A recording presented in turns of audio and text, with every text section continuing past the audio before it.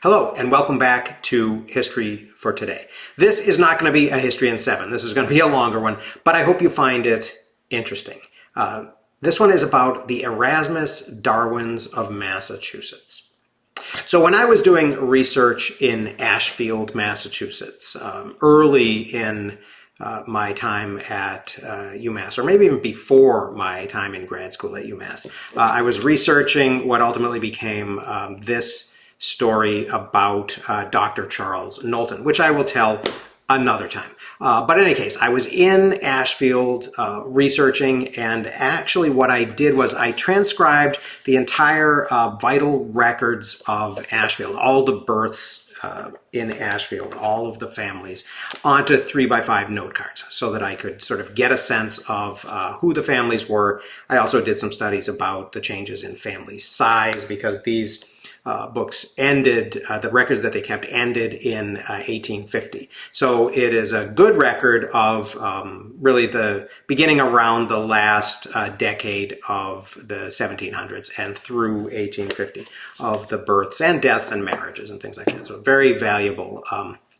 resource. But it struck me as odd as I was doing that, how many of the people in Ashfield had the given name of Darwin, or even Erasmus Darwin, dating these births of Erasmus Darwins dating between 1803 and 1847. Erasmus Darwin was Charles Darwin's grandfather. He lived from 1730 to 1802 and was a prominent poet, an inventor, a friend of Benjamin Franklin, and a proponent of evolution by natural selection. That's right. Erasmus Darwin came up with the idea that all life on Earth was descended, he believed, from a single microscopic ancestor. And he came up with this idea in 1770. In 1796, he published the first volume of his Zoonomia, which actually you can see and read on the Internet Archive for free. Zoonomia was heralded as the Principia. Principia was Newton's famous groundbreaking work on mathematics and physics. So Zoonomia was heralded as the Principia of the medical profession. And in it he discusses his ideas on biology and on evolution. And in 1803, Darwin's poem that was published posthumously called The Temple of Nature elaborated this position on evolution that he took even more explicitly.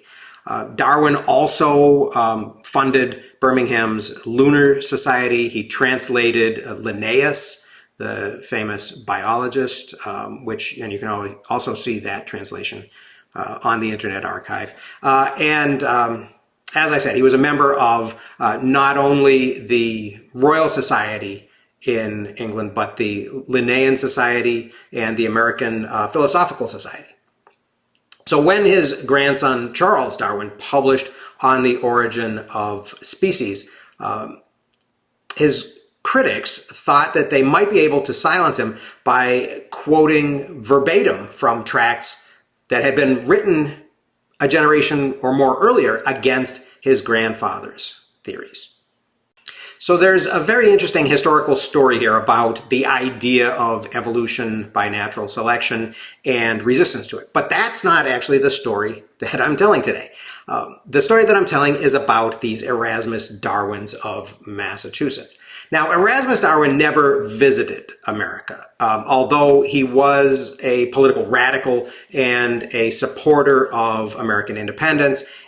So I was surprised that he was so well known in a remote western Massachusetts hill town like Ashfield from 1803 to 1847. Looking a little farther, I found out that there are at least 63 towns in Massachusetts where children were apparently named after Darwin before 1849.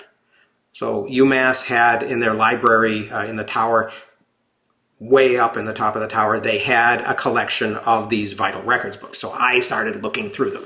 And then actually I was lucky to find some of them online, so I didn't have to page through every single one. But very quickly I found at least 63 towns. I also found 96 towns where there was no record of a child named Erasmus or Darwin in the vital records. So these roughly 152 or whatever that comes to groups represent all the towns that I was able to find records on of either in the library or online. Now, it is possible that a few of the children named Erasmus may have been named for the 15th century humanist or for remote family members, because closer ones would have showed up in the records that I was searching. But I do think that most of them were named after the scientist, especially because in most cases they're actually named Erasmus Darwin. And in any case, many of these children were born before 1838, as I said. In all, I found 112 children in my not complete and not completely scientific research. I found 112 children named Erasmus or Erasmus Darwin or Darwin, or actually in a couple of cases named Erastus Darwin with a T. But as I said, this initial search of the vital records books online missed 187 towns in Massachusetts whose records were not available electronically, at least several years ago, about a decade ago, when I did this. So the odds are high that there are many more Erasmus Darwins that I wasn't able to discover.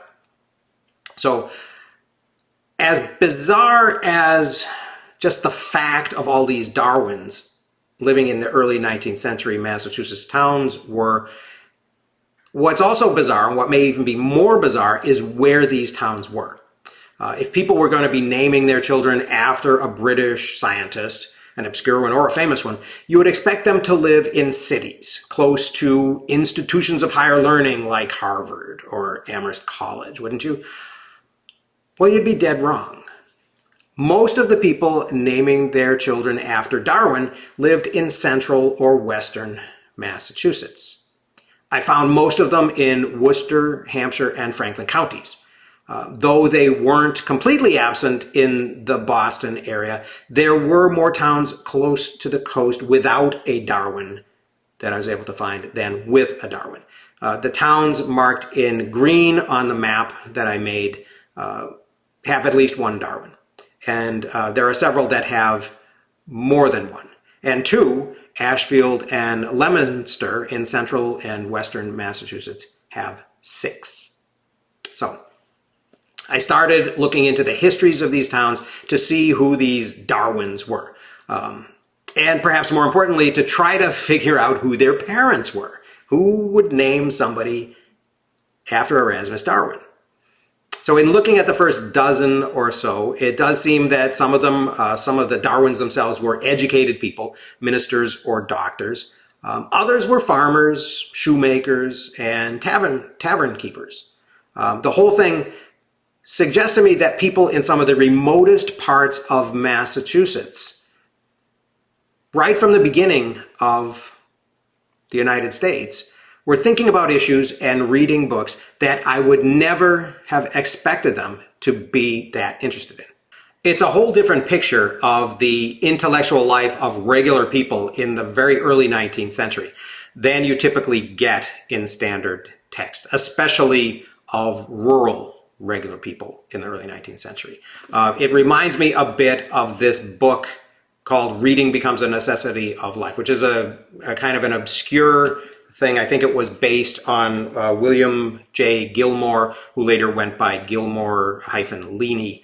I think it was his dissertation, and it was a book that I read in grad school.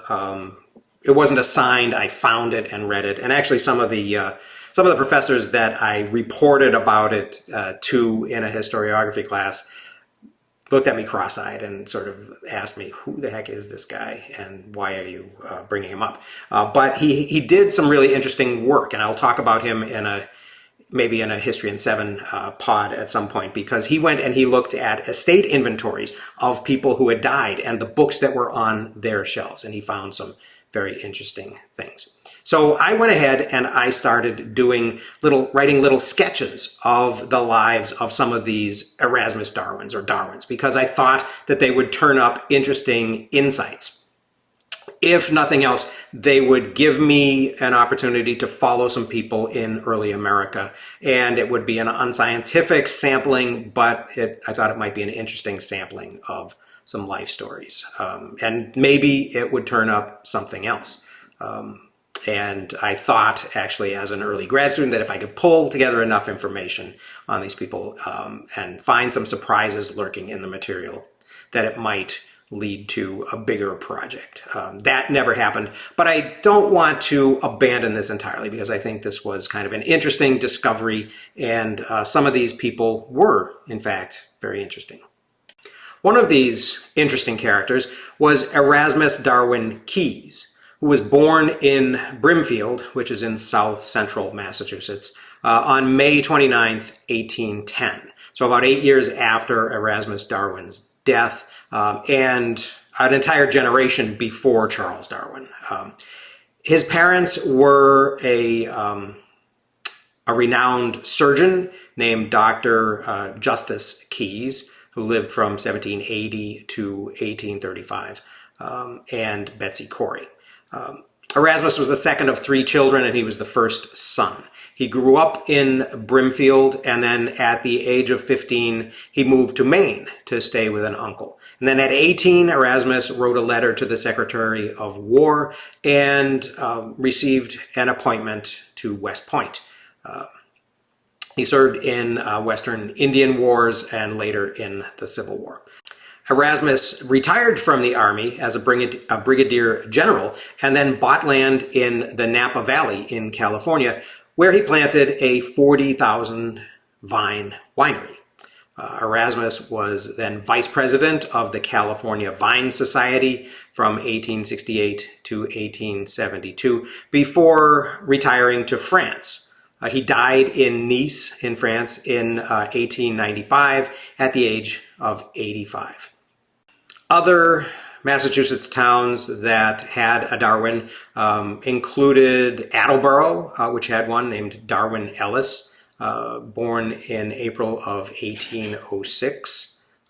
Ashburnham had Darwin Woods, born in 1807. Ashfield, as I said, had a bunch. They had Erasmus Darwin Clary, born in December 1803. Darwin Dwight Sears, born in 1818, Darwin Gary, born in 1824, David Darwin Belding, one of the famous Belding family, born in 1835, Darwin E. Pease, who was a farmer, born in 1846, and Darwin Allen Ranney, one of the famous Ranney family, born in 1847. Auburn had Erasmus Lilly Burnap. Barry had Erasmus Darwin Moore, who was born in 1841. Berlin had George Darwin Mason, born in 1858, I believe. I don't know how I got hold of that one. Billerica had Cornelius Erasmus Allen, born in 1820, who died in 1822, so not all of them had long and interesting lives. Boxborough had Forestus Darwin Kitteridge Hoare, born in 1831. Brimfield, Erasmus Darwin Keyes, who I mentioned, the doctor's son. Brookfield, Erasmus Haston, who was born in 1812, actually in Belchertown, apparently. Cambridge had 3 Darwin Chaffin, born in 1811. Erasmus Addison Norris, born in 1844, and Erasmus H. Doolittle, also born in 1844. Charlemont had Darwin C. Winslow, born in 1834. Charlton had 3, Erasmus Maury, born in 1796, Erasmus Gully, born in 1802, and Carlos Darwin Lamb, born in 1843. Chelmsford had Forestus Darwin, born in 1828. Also, Erasmus P. Davis, who was a printer, born in 1847. Erasmus D., probably Darwin, Preston, a shoemaker, born in 1848. Conway had a couple, Erasmus Darwin Hamilton, the son of Dr. Washington Hamilton, born in 1811. William Darwin Sanderson, born in 1834. Cummington had Darwin Eugene Lyman, who is listed as a merchant, born in 1836. And Deerfield had Darwin Jewett, born in 1847. And I'm not going to go through the rest of the alphabet, but you get the point. So that is a little mystery that I uncovered while doing research in a library as a very early graduate student.